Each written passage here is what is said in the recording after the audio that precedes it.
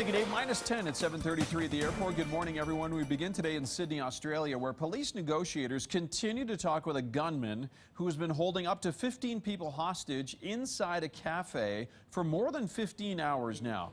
This is the man Australian police are looking for. You can see him through the glass there.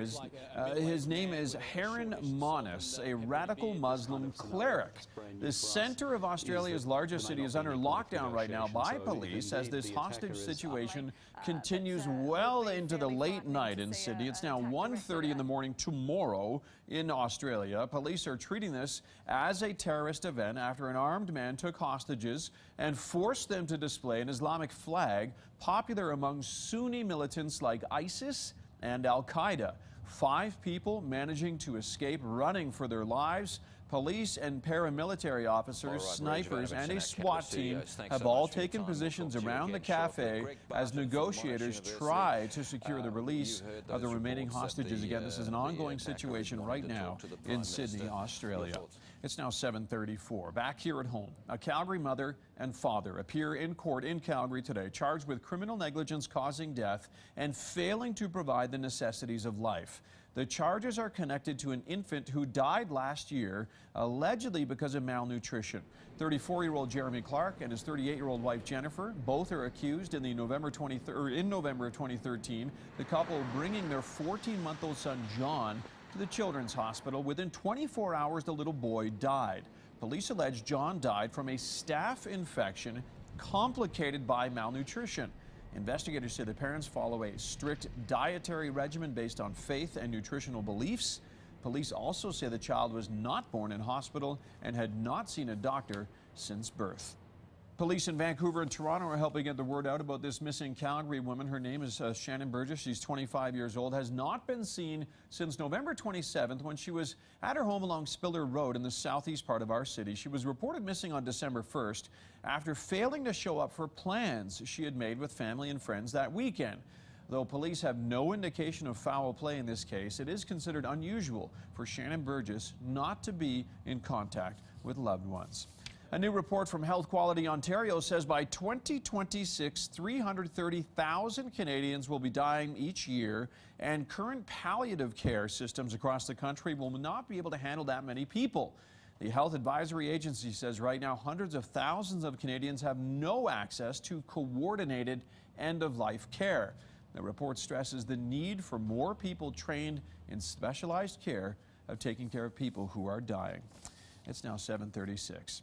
It's been quite a 5-year journey for a Calgary area man who is about to complete his final marathon quest. Martin Parnell has also raised about $700,000 for Right to Play, an organization that makes sure all kids have access to playing sports. Martin says it's worth every kilometer traveled.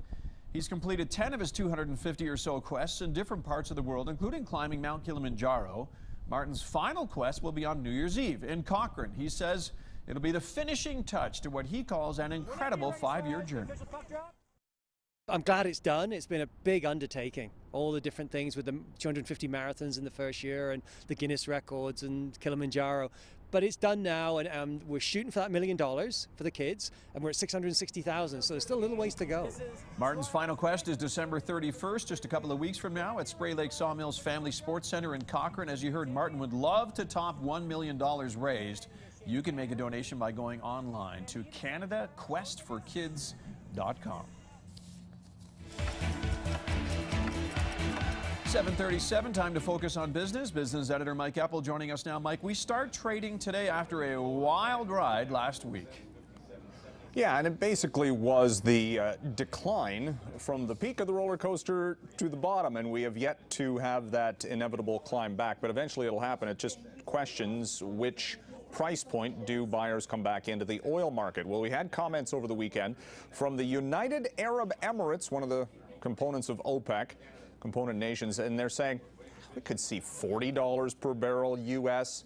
before OPEC gets too concerned about any of this. They're saying no emergency meeting on production within 3 months, and they're blaming it on speculators, not necessarily the supply-demand ratio in the marketplace. So under that, with that as your backdrop, we saw oil break below $58 per barrel overnight, and this morning doing virtually nothing because investors aren't entirely sure what to do, at least.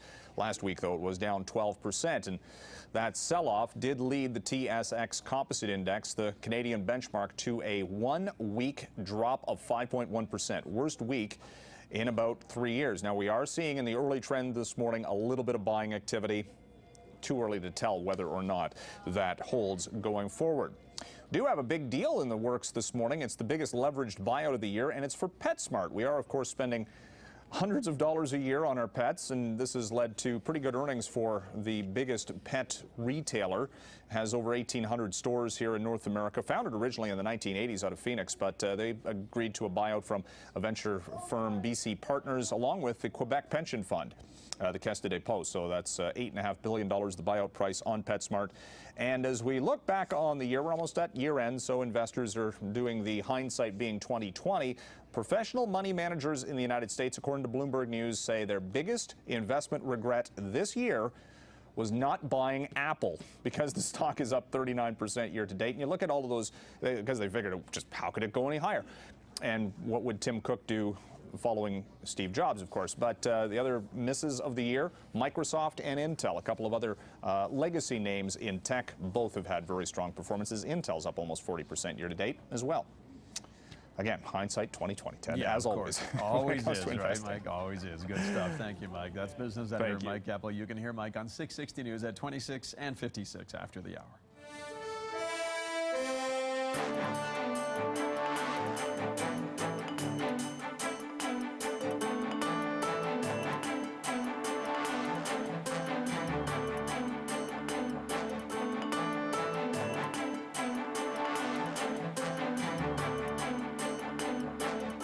BT's Market Report is brought to you by RRP, specializing in engineering, procurement, and construction management. Rapid Response Project, where every project matters.